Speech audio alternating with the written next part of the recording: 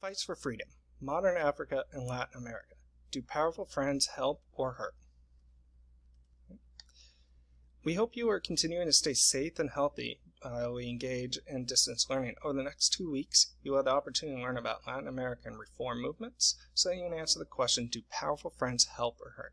As always, you can access the resources at bit.ly/DCPS_ICP or ask your teacher for more information. Right. So in order to answer our performance task here, do powerful friends help or hurt, we're going to first look at 2 questions. First one is, how did the Cold War impact Latin American countries? We're going to analyze 3 different countries here, Guatemala, Nicaragua, and Cuba. And then also you're going to answer this question of, how did Cuba's revolution impact other countries? So what is this unit all about? All right, I'm going to connect us back to the Cold War and the end of World War II in 1945, where the 2 dominant superpowers of the United States, capitalist and promoting democracy, wished to spread through 3 elections. The Soviet Union was communist, and they wanted to spread communism through revolutions and overthrowing capitalist regimes around the world. So as the World War II ends, you start to see these 2 sides diverge. You start to see them break down the relations at these 2 conferences that you studied then, where the broken promises and miscommunication led to conflict. Right.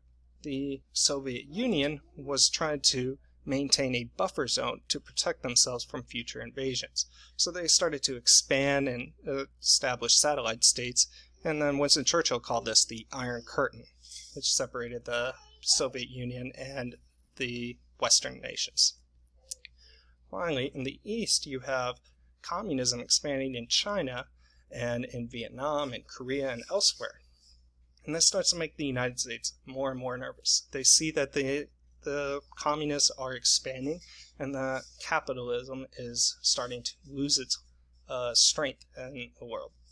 So, to add to that distrust, you have the arms race and space race, with this competition between these 2 countries, and this idea that they have enough weapons that they could destroy each other, so they're going to hopefully prevent themselves from going to war with each other. So throughout the second half of the 20th century, the entire world is locked in the struggle between these 2 directions, communism or capitalism, and you start to see that instead of going to war with each other, like they'll go into Latin America, Africa, Asia, elsewhere, and use other countries to try to get an advantage over the other. So where do Latin American countries fall into this, and what do they want? And then in the context of the Cold War, Latin American countries were typically fighting for 3 things. They wanted freedom, just like most other countries, but particularly they want economic autonomy, or the freedom to do what they want with their own resources and markets. They wanted political sovereignty, or the freedom to choose their own direction, their own governments. And finally, they wanted social justice, or the freedom to be who they are.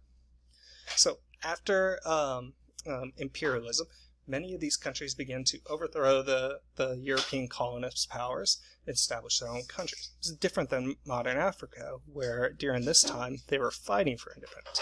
However, these countries were trying to fight for reforms. They wanted to make their governments better. They wanted to make their governments more economic autonomous, political sovereignty, and they were looking for social justice. These countries sometimes maintained relations with European countries following independence, that led to a loss in economic autonomy. So you see that when they start losing the ability to control their own resources, they start losing the ability to control their own governments, and then that leads to countries putting repressive measures in place to keep order, and loss of social justice. These mixed results essentially led to this desire to reform that you're going to look at throughout the rest of this unit. So, who is on whose side? During this time, you have left-wing movements, which are characterized by the desire to nationalize resources, or to take those resources and do with it as they want to better their own country.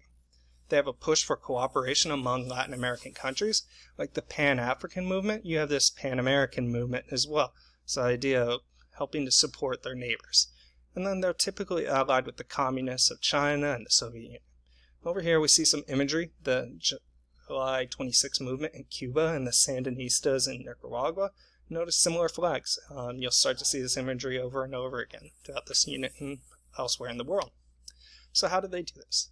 Guerrilla warfare was common for left-wing movements, which was characterized by small groups with passionate revolutionaries. They conducted small-scale attacks, sabotage, and a sustained insurgency to slowly weaken the powerful government's hold and the militaries that controlled the country. And it required building a movement within the poor, exploited, and oppressed peoples. You start to see that this works really well in Cuba, and they start to spread this type of movement around the world. It works in some countries it does not. So on the other side, you have the right-wing movements. And there are a strong connection between the military and government, called juntas, that maintained order through strict military rule. And they also call for a liberalization of the economy.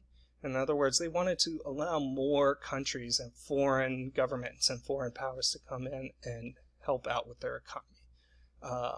And this led to a lack of profits and kind of a loss of economic autonomy in these areas. So you see here, Pinochet in Chile and Batista in Cuba, you see a lot of these leaders wear military uniforms. And that's because in order to get power, they typically use coups d'etats, which was the military getting together and overthrowing the existing government.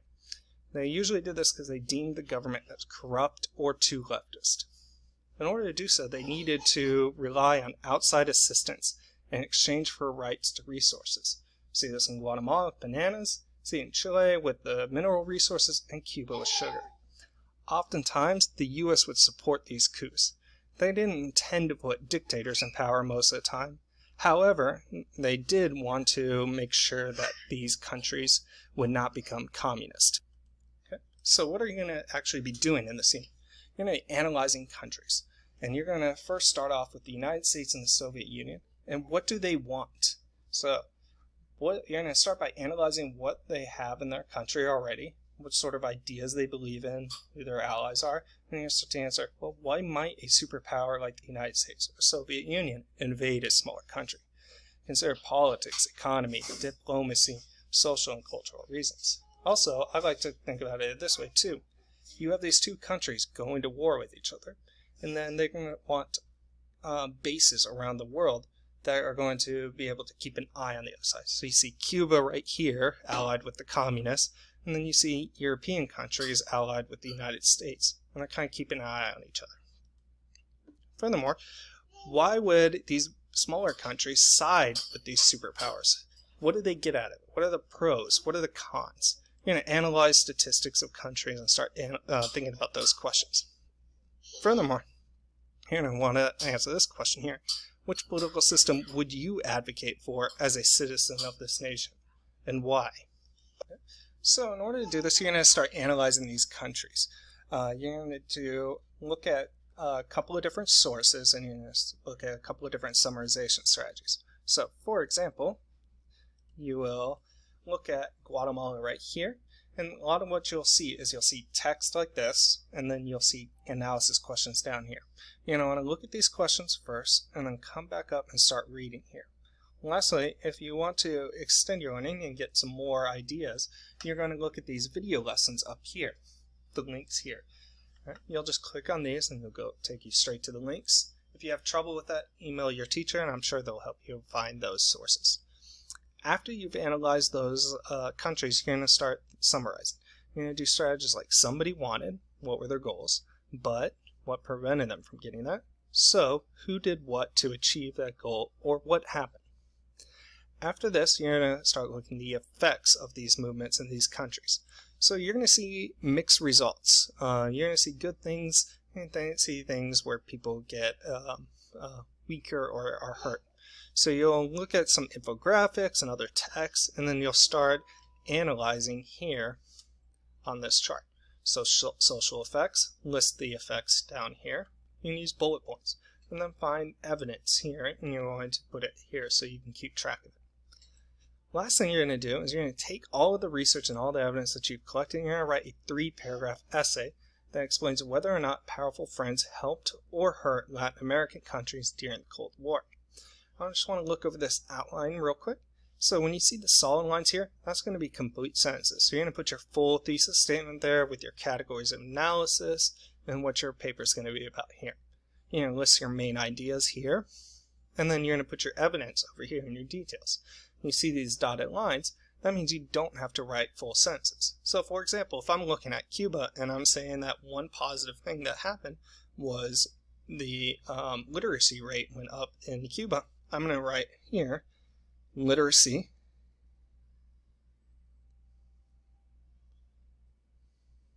went up. And that way I know when I'm writing my paper, I can go back and start looking at my evidence that I collected on literacy rates in order to compose my argument. All right, so good luck. If you need anything, make sure to reach out to your teachers, and I hope you have a good one. Thank you.